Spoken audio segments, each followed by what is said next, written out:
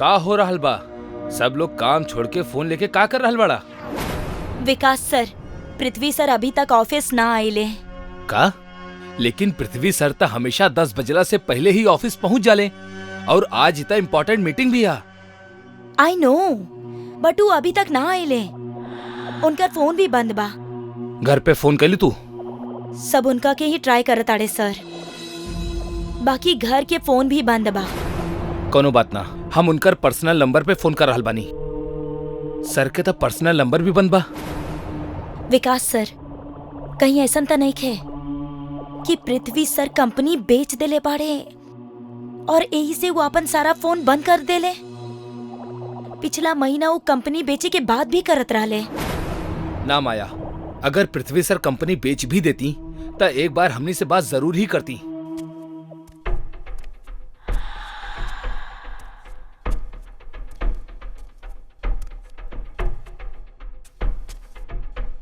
इस सही कहा राल बिया मिस्टर। नाम कहा तोहार?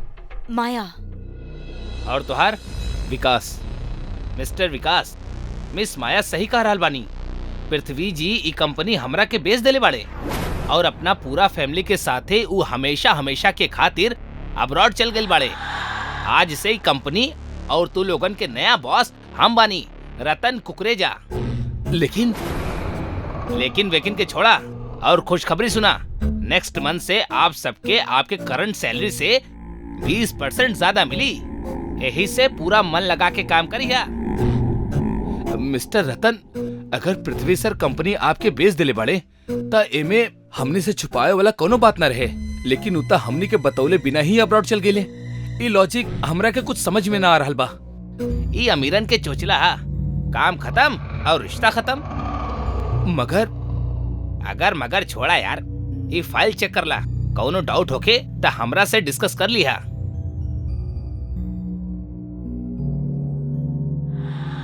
सब ऑर्डर में? हाँ जी, गुड। तो दोस्त लोग, ये कंपनी के न्यू बॉस बने और आप लोगन के सैलरी बढ़ावे के खुशी में हमार ओर से आज रात 9 बजे फ्रेंड्स कॉलोनी के बंगलो नंबर 13 में ग्रीन हाउस में एगो बिग पार्टी ऑर्गेनाइज कैल गइल बा। अगर वो पार्टी में कोनो ना आइल तो ओकर इंक्रीमेंट रोक लिहल जाई। का कहो तारा? ओके सर। सर, बाकी आप 13 नंबर बंगलो काहे लेनी? बहुते अनलकी नंबर बाई। ए नंबर पर हमेशा नेगेटिव एनर्जी मंडरात रहेला। जेकर जेब में पैसा होखेला ओकरा पास कोनो नेगेटिव एनर्जी ना भटकेला। जैसे अमीरन के चोचला चुपचाप पैसा कमा के निकल जा भाना, वैसे ही ई अंधविश्वास गरीबन के चोचला हा। तू गरीब मत बना, अमीरन के तरह सोचा। लेकिन तू ट्रेजेडी किंग के जैसन काहे सोच रहल बड़ा भाई? कुछ ना सर, एक सेकंड सर। भाई के फोन। हाँ श्योर। हेलो भैया। अच्छा सुना, आज हमार एमएलए के घर पे मीटिंग है, त दोपहर में हम पीहू के स्कूल से घर ना छोड़ पाए। तका तू? नो प्रॉब्लम भैया, हम छोड़ दे। भैया हमरा आपसे एगो बात करे के रहे। हाँ बोला। भैया हमने के बॉस पृथ्वी सर आज ऑफिस ना आइल बाड़े, उनकर सारा नंबर भी बंद बा और ऐसन आज तक कब्बो भी ना भइल बा। ऊपर से उनकर जगह कौनो रतन कुकरेजा ऑफिस आइल बा, जौन कह रहल बा कि आज से ई कंपनी ओकर बा। उ जौन फाइल हमरा के दिखौले बा ओकर हिसाब से पृथ्वी सर कंपनी ओकरा के बेच देले बाड़े और वो अपना पूरा फैमिली के साथ ही अब्रॉड शिफ्ट हो गइल बाड़े। भैया हमरा के कुछ गड़बड़ लग रहल बा। जब पेपर सब ठीक बा त तू काहे इतना परेशान हो रहल बाड़ा? एनीवेज, तू हमरा ई नया ओनर्स के डिटेल्स और फोटो भेज दा, हम देखा तानी का कर सकेनी। जी भैया।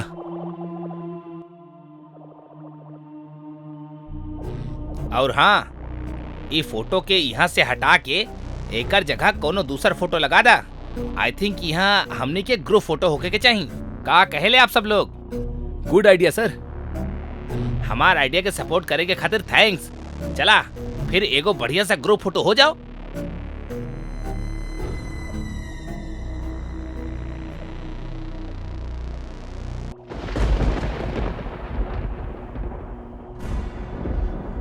एक्सक्यूज मी भैया, तनी सुनी तो।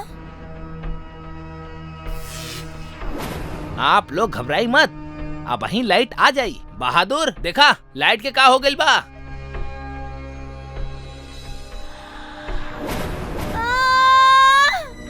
भूत भूत भूत।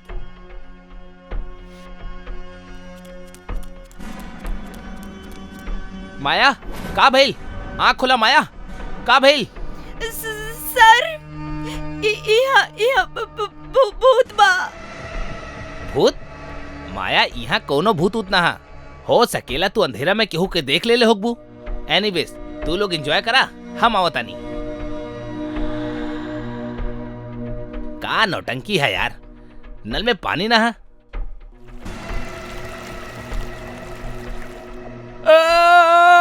खून खून।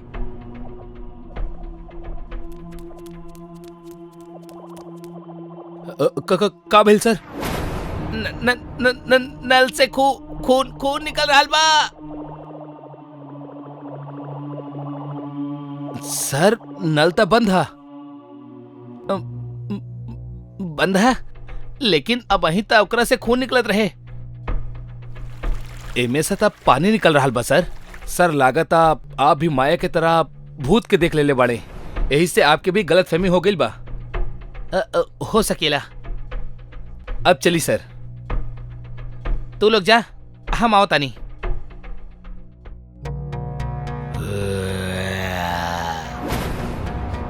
के हा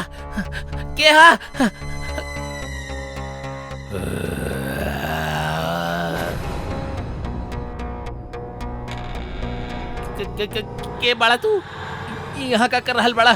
के बाड़ा तू? हमरा के छोड़ दा, जा दा हमरा के छोड़ दा। बचावा बचावा।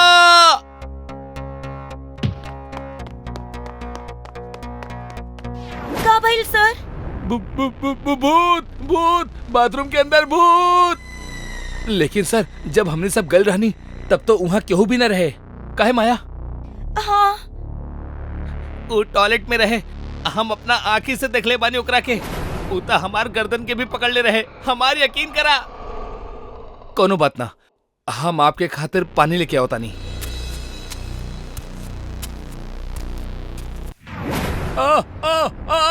बचावा बचावा बचावा। रतन सर विकास सर के बचाई। विकास घबराइया मत, हमने कुछ करा तानी। बचावा हमरा, बचावा। भूत भूत भूत। छत पे भूत बा, ऊ देखी।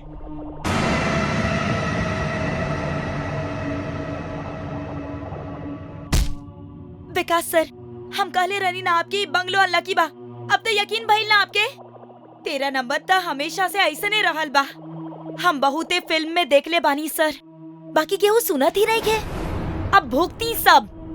हाँ सही कह रहल बाड़ू तू माया, यहाँ कुछो ठीक ना बा। यहाँ भूत बा रतन सर, ई भूत बंगलो हा। हमार भी समझ में ना आ रहल बा कुछो, जबकि हम ई बंगलो 2 दिन पहले ही खरीद ले बानी। ओहो सर, भूत के का मालूम बंगलो कब खरीद ले बाड़े। ओकरा तो रहे से मतलब बना।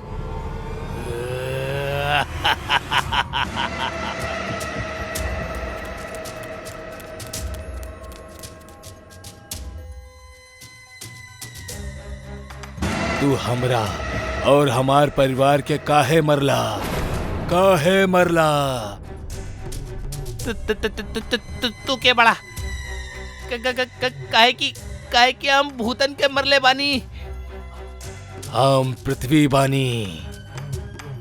पृथ्वी हमरा के माफ कर दा। काहे मरला हमरा के? ताहर बिजनेस हथियावे के खातिर तोहरा के मार देनी हम, और ताहर फैमिली लीगली हमार काम में अड़ंगा ना डाल पाओ, यही से उनकरा के भी मार देनी। हम तब भूत बन गइल बानी, लेकिन तू हमनी के अलावा और कितना लोग के मरले बाड़ा? ई बंगलो के मालिक के और अपना पिछला बिजनेसमैन पार्टनर और ओकर भी फैमिली के मार देले बानी। प्लीज हमरा के छोड़ दा, माफ कर दा। हमरा से बहुत बड़ गलती हो गई हमरा से। हमने के आत्मा भटक रहल बा, हमने के मुक्ति चाही। बतावा तू सबके शरीर कहाँ छुपा के रखले बड़ा, बतावा नाता तहरा के हम मार दे। बतावा। हम सब लोगन के मार के ई बंगलो के बैकयार्ड में दफन कर देले बानी।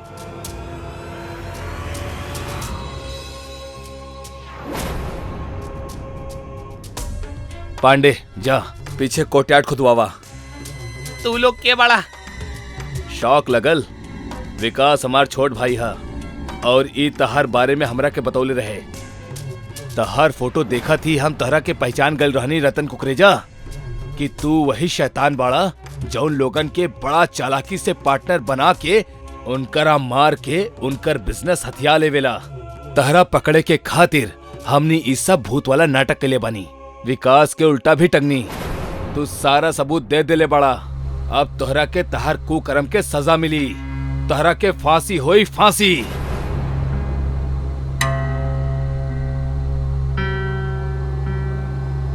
भगवान पृथ्वी सर और उनकर परिवार के आत्मा के शांति दे। इस दुनिया के भीड़ में जब केहू इंसान मुसीबत में पड़ जाला तो लोगन से मदद मांगेला, लेकिन ई भीड़ में कुछ लोग ऐसन भी बाड़े जे मदद के नाम पे सामने वाला के और बड़ मुसीबत में डाल देवेले, जैसे जान के भी खतरा हो जाला। काला अंधेरी रात में भेड़ियन के चिल्लाए के आवाज आवत रहल। एगो बड़ा से पेड़ पे बहुत सारा बैठल कौआ काव काव करत करत उड़ के जाए लगले। सुमित ड्राइविंग सीट पर बैठल बा, दिशा ओकर बगल वाली सीट पर बैठल बाड़ी। बेबी, तरह के लड़का चाही कि लड़की? लड़का होखे या लड़की, हमरा खातिर तो दोनों ही बराबर बाड़े। वैसे तरह के का चाही? जे तोहार पसंद उ हमार पसंद। तब बे उड़ के जा रहल कौआ में से एक कौआ कार के ओर मुड़ जाला और विंड स्क्रीन से टकरा के मर जाला। विंडशील्ड क्रैक हो जाली और खून भी लग जाला। सुमित झट से ब्रेक मार के कार रोकेला। दोनों कार से बाहर आवेले। दिशा घबराइल बाड़ी। वही जे सुमित मरल कौआ के देखत रहल। सुमित आगे बढ़ेला और कौआ के उठा के दूर फेंक देवेला। सुमित, हमरा के रास्ता से जाइल ठीक ना लागता। ऊपर से तोहारी खटारा। हमनी कोनो और रास्ता से चली? बेबी, ये खटारा कार ना हा बल्कि खानदानी कार हा। और बेबी, हम बहुत आगे तक जा चुकल बानी और अब वहीं दूसरे रास्ते से जाए के मतलब फिर से हमनी के वापस शहर जाए के होखी। अब चला कार में बैठा, ना तो यही जे पूरा रात बितावे के पड़ी। दोनों कार में बैठेले और वहां से जाए लगेले। कार सुनसान घना जंगल के बीच से होकर जात रहे। तब बे कार अचानक 2-3 झटका के साथ एक जगह पे रुक जाली। सुमित कार स्टार्ट करे के कोशिश करेला, लेकिन कार स्टार्ट ना होखेली। ये देख के दिशा के मूड खराब होखे लगेला। सुमित दिशा के हाव भाव से समझ जाला कि ऊ परेशान हो रहल बाड़ी। कुछ सोच के सुमित कार से बाहर निकलेला। सुमित कार के फ्रंट पे जाके बोनट खोल के फ्लॉट चेक करे लगेला। दिशा भी ओकर पास आवेली और गुस्सा से कहेली, हम कहले रहनी हनीमून पर हमनी कोनो दोसर कार से चलल जाओ, बाकी ना तरह के तई है आदम जमाना के खटारा कार ही ले जाए के रहना। हो गई ना फिर से खराब। पता ना अब हमनी कब तक गोवा पहुँचब। काम डाउन स्वीट हार्ट, नाराज काहे हो रहल बाड़ू? ई हमार दादाजी के खरीदल पहला कार बा। तोरा के पता बा हमार परिवार में जे केहू भी कार से हनीमून के खातिर जाला ना, ओकरा खुशखबरी बहुत जल्दी मिलेली। घबराइल दिशा अंधेरा में इधर उधर देखे लगेली, पर अंधेरा के कारण ओकरा कुछ नजर ना आवेला। तब बे ओकरा कान के पास केहू आवेला। के बड़ा तू? आवाज सुन के दिशा आवाज के ओर एक झटका से पलट गई, लेकिन ओकरा आसपास केहू दिखाई न देवेला। फिर ओकरा के लगेला कि ओकरा साथ ई शरारत सुमित ही कैले होखी, लेकिन सुमित के अपना आगे खड़ा देख के दिशा डर से सहम उठेली। फिर वो आवाज के कर रहल। ई सवाल दिशा के दिमाग में घर कर जाला। सुमित, हमरा के ई जगह कुछ ठीक ना लागता। हमने के यहाँ से जल्दी निकल जाए के चाहिए। Don't worry baby, car start होखा थी, हमने चल दिहल जाई।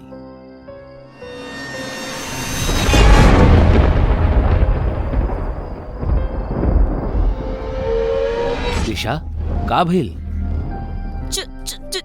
चुड़ैल तोहर पीछे। सुमित मोबाइल के लाइट ऑन करके देखेला तो ओकरा पीछे एगो बूढ़ महिला दिखेली।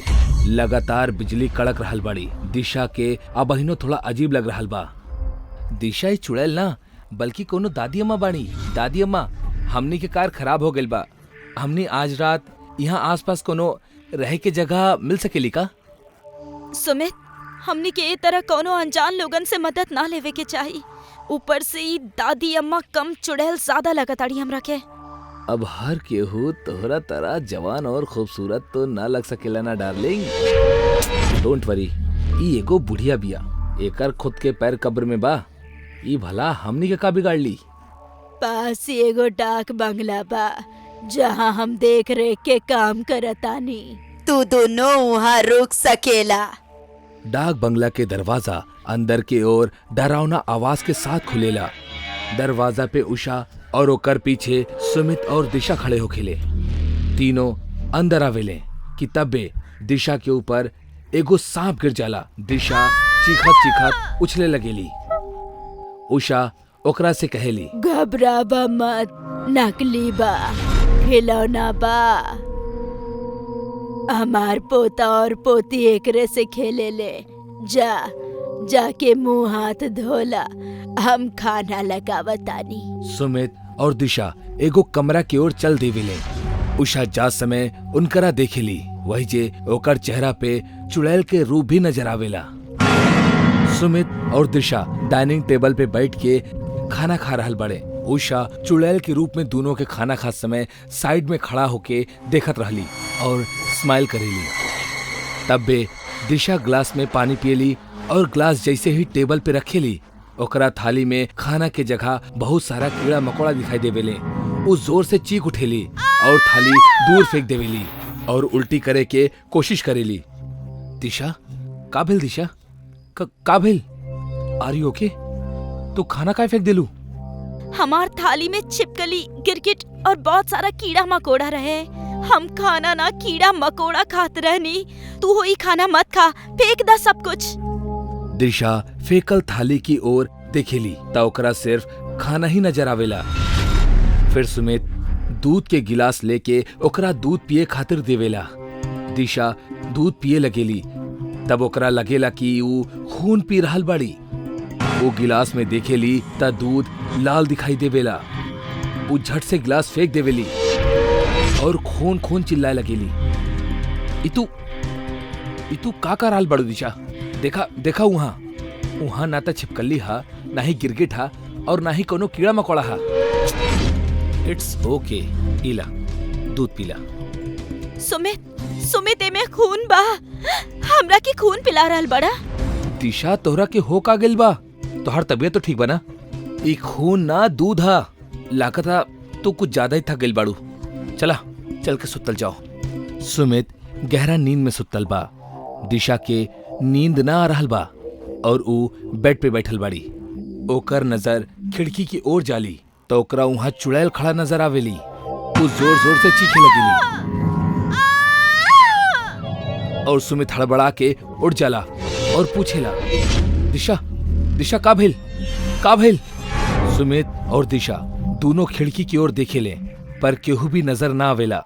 सुमित उठ के खिड़की बंद कर देवेला और दिशा से कहेला, दिशा, जौन कुछ भी तू देखकर चीख रहल बाड़ू वो सिर्फ तोहार बहम हा और कुछो ना।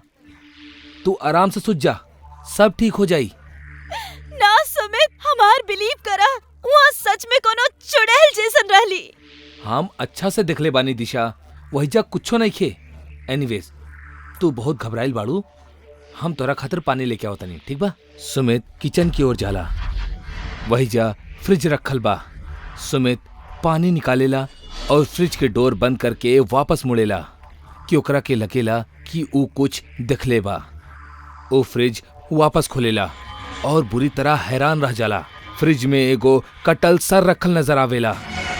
सुमित बुरी तरह से डर जाला। तब बे दिशा के चीख सुनाई देवेली। सुमित आवाज की ओर देखेला। सुमित, ओ फेर आइल रहली। सुमित, प्लीज हमार विश्वास करा, ओ फेर आइल रहली। तू सही कह रहल बड़ू। ई जगह सही नहीं खे। हमहू फ्रिज में केहू इंसान के कटल सर देखले बानी। चला चला निकला यहाँ से। सुमित और दिशा गेट की ओर भाग रहल बड़े, लेकिन जैसे ही वो दोनों गेट के पास पहुँचे ले तो गेट अपने आप ही बंद हो जाला। दोनों के समझ में ना आवेला कि अब का करल जाओ। दिशा पीछे पलट के देखेली कि तब बे बिजली कड़केली। वो बिजली के रोशनी में दिशा के ओकरा छत के ऊपर चुड़ैल उड़त दिखाई देवेली। ओकर आंख डर के मारे फटी की फटी रह जाली। सुमित भी ऊपर दिखेला तो ओकरा भी हालत खराब हो जाली, काहे कि दोनों के सर के ऊपर मौत जौन खड़ा रहल। छत पे उषा बेहद डरावनी चुड़ैल के रूप में दिखाई देत रहली। वो जोर जोर से हंसे लगेली। आज तक की बंगला से बाहर केहू बच के ना भाग पाइल, तो तू दोनों का जेबा। हंसत हंसत चुड़ैल दोनों की ओर बढ़ेली। सुमित और दिशा घबरा के पीछे की ओर भागेले, लेकिन तब बे चुड़ैल अपन दोनों हाथ लंबा करेली और ओकर हाथ पीठ से अंदर की ओर घुस जाले और पेट फाड़ देवेले। दोनों वही जे मर जाले और चुड़ैल हंसे लगेली। इंसान के कब्बो भी राह चलत अनजान लोगन से मदद ना मांगे के चाहिए, अन्यथा कभी भी कहीं भी जान से हाथ धोए के पड़ सकेला।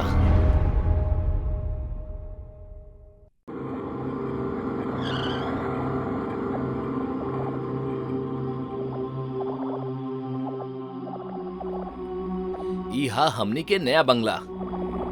दीदी माने के पड़ी जीजू के पसंद के। जब भी कोनो चीज पसंद करेले टॉप क्लास के पसंद करेले। सब हमार संगत के असर बा। अच्छा जी। और न तो का झूठ बोला तानी तो बतावा, तू ये जे कपड़ा पहन ले बाड़ा ई के कर पसंद बा? हाँ तो तुम्हारी पसंद के, लेकिन जीजू रहे दी, आगे बोले के कोनो जरूरत नहीं खे। हम समझ गए नहीं। का समझ गईला? ये कि शादी के बाद इंसान जोरू के गुलाम हो जाला। काहे दीदी? यस। अगर तू दोनों भाई बहन के टांग खींचब हो गई हो तो सामान लेके अंदर चली।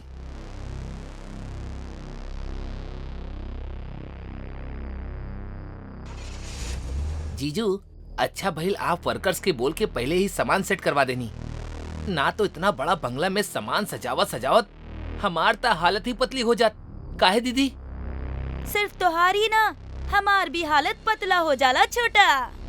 हमरा पता रहे कि तू दोनों कमजोर इंसान बड़ा, यही से हम वर्कर से सामान रखवा देनी। आहा रहे भी दा तू। हमरा पता बा तू कितना बड़ा बाहुबली बाड़ा। उठा के एक गिलास पानी त तरह से पियल ना जाला, बड़ा आइला घर सजाए वाला। हाँ। तू दोनों आलसेन के चक्कर में रहती तो हमार ही अपन हाथ पैर तोड़वाए के पड़त। जीजू ये बात तो हमहू मानीला कि एक नंबर के आलसी हम ना आप बानी। चुप कर। अगर तू जोरो के भाई ना होता ना साले, ता वहीं के वहीं तहार मुर्गी मसाला बना डलती। जब देखा बहन के साथ जाके खड़ा हो जाला। चपड़ कंजू। दीदी छोड़ा ना ये आदमी के, ये तो ऐसने बड़बड़ात रहेले।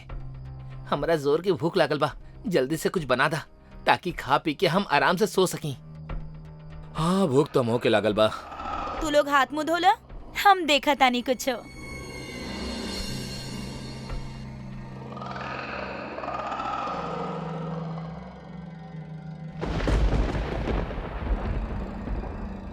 ई का हो रहल बा?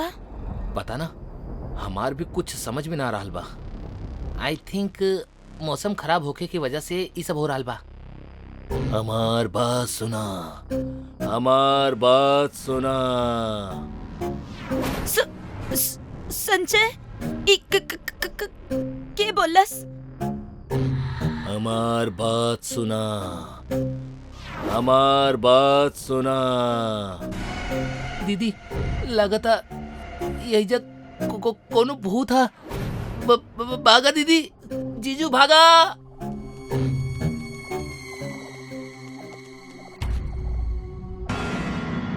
संजय जल्दी दरवाजा खोला। कोशिश कर रहल बनी नैना, पर खुलत नहीं खे।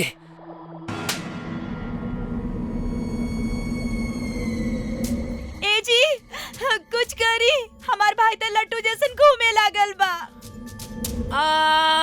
दीदी, जीजू, हमरा के बचाला, बचाई हमरा के। मयंक! मयंक?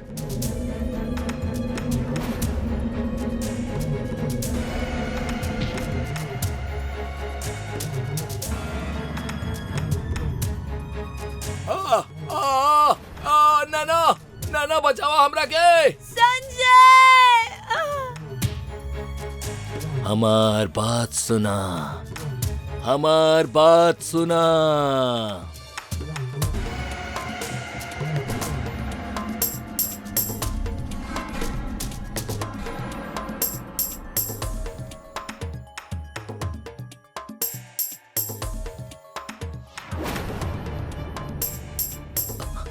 अरे माई, हमार कमर।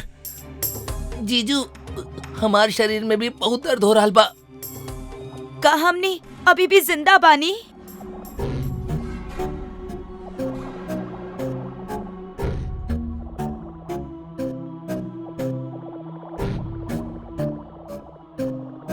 संजय, ए घर में 100% भूत बा। अब हमनी ए घर में ना रहब। हमनी अब यही वक्त ई घर छोड़ के चल जाए। चला। हाँ जीजू, ई घर भूतिया घर आ। भूत भाई जा, चला यहाँ से। ठीक कहला साले तू। हम अब वही ओनर के कॉल करता नहीं। काहे जी? ये बात हमहू बोले रहनी।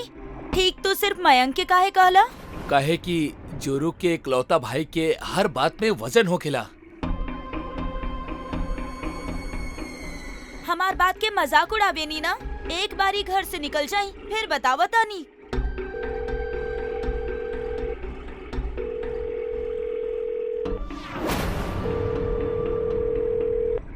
हेलो हेलो प्रकाश जी, हम संजय बोल रहा बानी, आपके किराएदार। हम माफी चाहता नहीं प्रकाश जी, हम आपके घर में ना रह सके नहीं। ये घर भूतिया है। आप हमारे डिपॉजिट के पैसा लौटा दी, हम चाहता नहीं। खबरदार संजय जी, जब आप हमार घर के बदनाम करे के कोशिश करनी था। हमार घर कोनो भूतिया नहीं खे। अगर आपके कहीं और ऐसे बेटर प्लेस मिल गई बा तो आप जा सके नहीं। आप जौन पैसा देले रहले वो हम कहीं इन्वेस्ट कर चुकल बानी। नया किराएदार मिलत ही हम आपके पैसा आपके लौटा दे। Thank you. अरे पर का कहले ओनर? वो हमनी के डिपॉजिट के पैसा कहीं इन्वेस्ट कर देले बड़े। अब जब तक उनकरा के कोनो न्यू रेंटर ना मिल जाई वो पैसा ना लौटा पाई हैं। कौनो ना, हमनी के पैसा ना चाही। जान बा तो जहान बा। हमनी आज ही यहाँ से निकल जाई। कहाँ निकल जाई? चला मान लेनी चल जाई। तो इतना सारा सामान के ले जाके रखब कहाँ? बात कर तारू। वैसे भी अब हमरा पास दूसर घर लेवे के खातिर डिपॉजिट के पैसा नहीं खे। यही से हमनी के जब तक पैसा वापस ना मिल जाई हमनी के एजे रहे के होखी।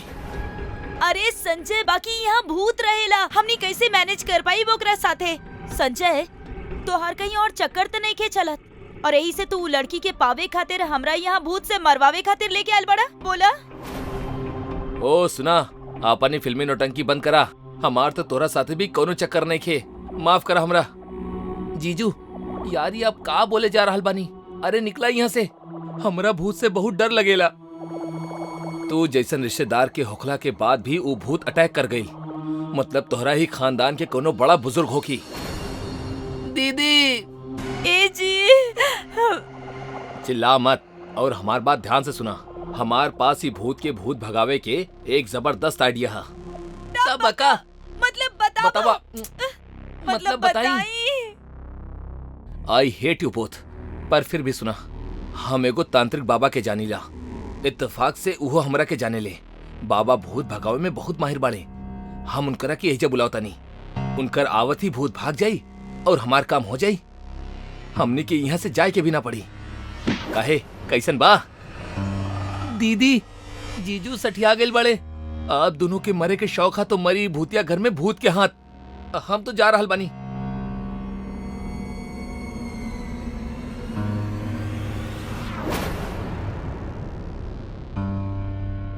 जीजू जल्दी से तांत्रिक बाबा के फोन लगाई ना। जिंदा रहनी तब मिल ही ले। अब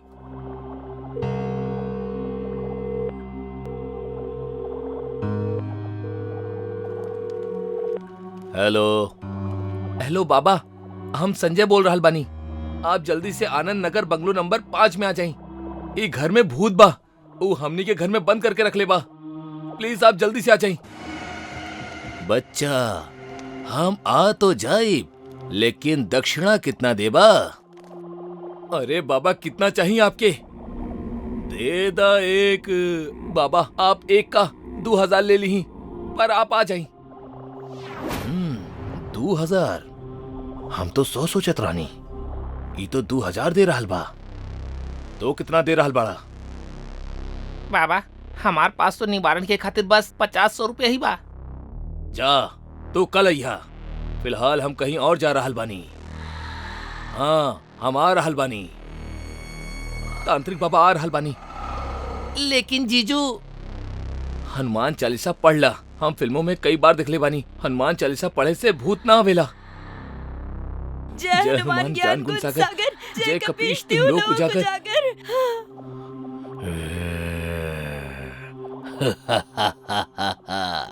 हनुमान चालीसा पूरी पढ़िया। अगर ना पढ़ला तो हमार भगवान के इंसल्ट करे के खातिर तू लोगन के उठा उठा के पटकब। उठा उठा के पटकब। तू दोनों के पूरा हनुमान चालीसा आवेला कि ना? ना, मर गई नी। तो रुकला और हम शुरू हो जाए।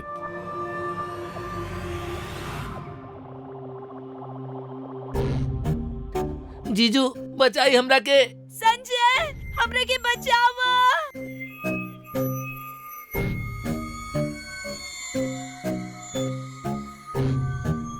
अब तू लोग ना बचबा।